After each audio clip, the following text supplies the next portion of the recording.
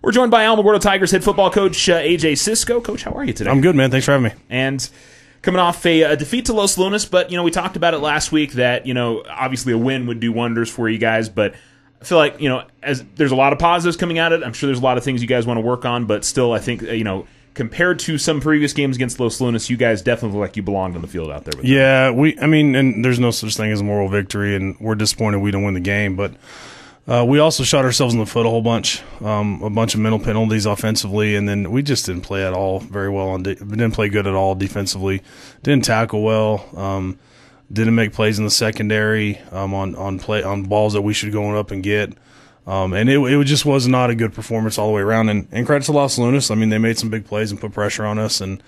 But you could tell we're not a bad football team. When we line up and do what we're right, we're going to be okay.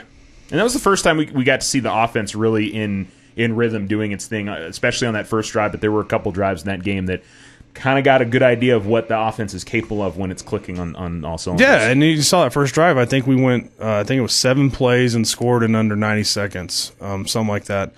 And that's the tempo we want to push. And we ended up running 64 plays in that game, which is still below the number we want to hit. We want to hit 70. But 64 and I think 38 or 40 were run plays. So we're still going to control the clock. I say control the clock. We're still going to go fast, but we're going to control the line of scrimmage and be physical. And if we get things going, we can't stall out on drives. That drive in the second half was huge. We get a drive going, get a couple first downs, and then we stall out.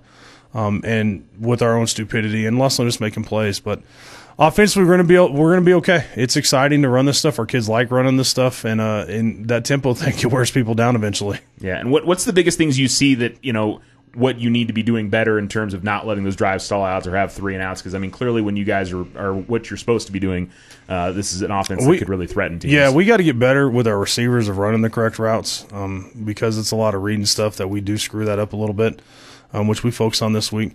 We got to eliminate mental penalties. That's false starts. That's, again, a holding call because we're going so fast. And then now that one drive in the third quarter, we start off, we get a big play, and it's a holding call. Now we're 1st and 20-something.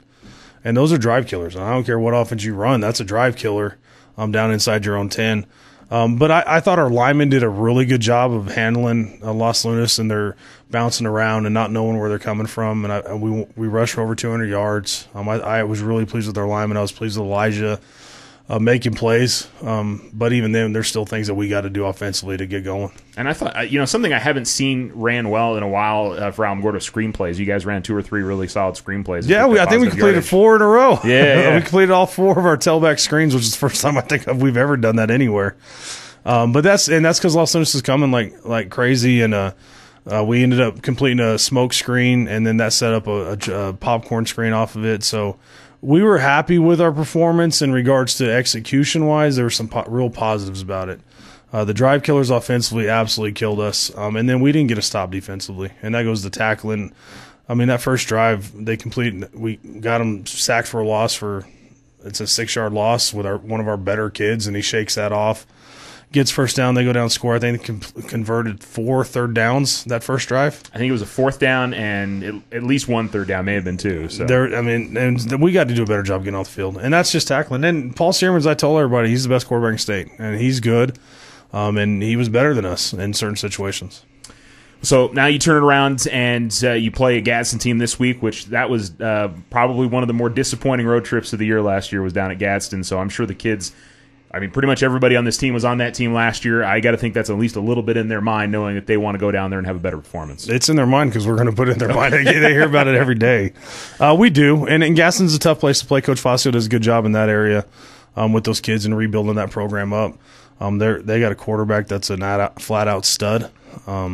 He's for real, and they're absolutely huge up front. They are monsters up front. And they got good skill kids, so it's a tough place to play. We did not play well last year, and we had certain things go on, and we just didn't handle those unexpected things coming up very well. And we've got to go down there and play better today. I think last year we counted 44 missed tackles, and then we were really bad up front offensively. And turnovers too. It seemed like you guys would have just one turnover and then another turnover. It killed us. They go down and score. Our first play's a fumble, and they scoop and score, and it's 14-0. Then we go down and score, get a stop, and then we turn it over on the next play, and then we never got anything going offensively. So we got to be better offensively sustaining drives and putting pressure on Gadsden.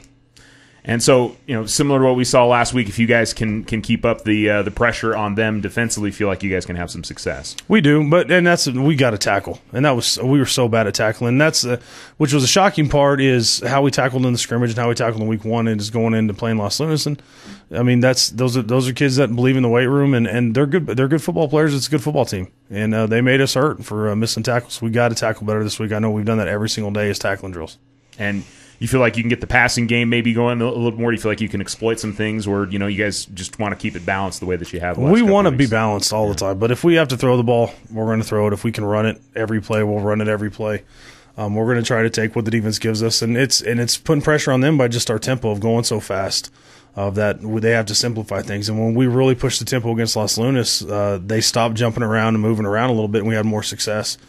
And that's a huge thing that we constantly preach to our kids: tempo, tempo, tempo. And so, if we can do that, we think we have a shot to win the game, and go out and feel good, and then get ready for homecoming. And these next 3 weeks, obviously we're starting to look at district and how good Centennial is, but not only Hobbs and Carlsbad, and everybody in that district's good. But you look at these next 3 weeks; these are all games that you guys, if you play well, you can get, right? Oh, absolutely. But we have to play well, and that's you're dependent on 16, 17-year-old kids to.